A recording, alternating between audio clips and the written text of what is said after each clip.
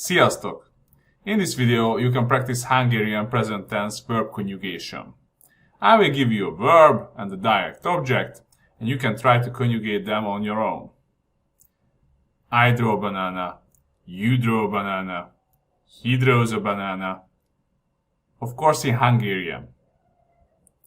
Then I will show you the correct Hungarian sentences, and I will pronounce them for you too. Let's get started.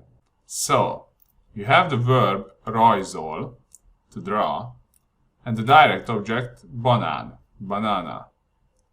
I will give you 3 seconds to pause the video. Then you should say it out loud in Hungarian or write it down, whatever you prefer.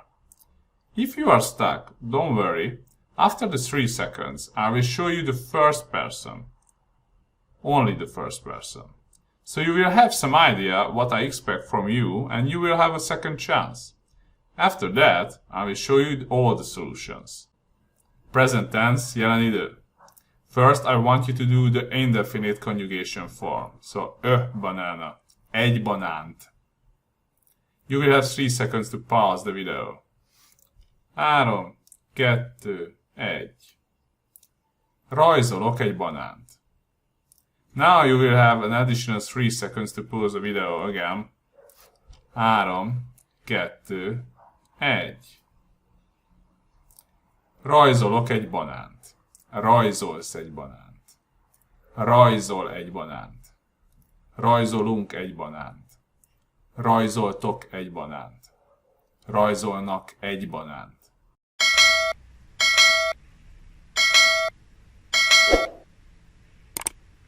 Iratkozz fel, aztán folytassuk.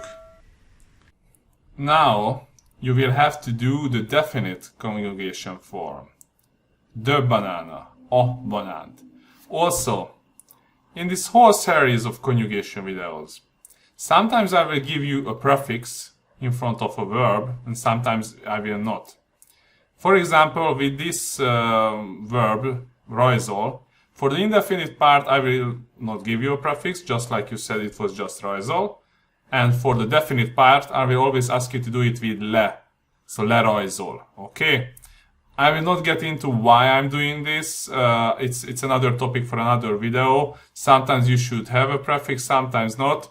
It's much more sensible this way, yeah? So just believe me, and in another video in the future, I will explain it. So, lerajzol. Yeah, so that's what you need to use, and you will have 3 seconds to pause the video before you do it. 3, 2, 1. Lerajzolom a banánt. Now you will have an additional 3 seconds to pause the video again. 3, 2, 1. Lerajzolom a banánt. Lerajzolod a banánt. Lerajzolja a banánt. Lerajzoljuk a banánt.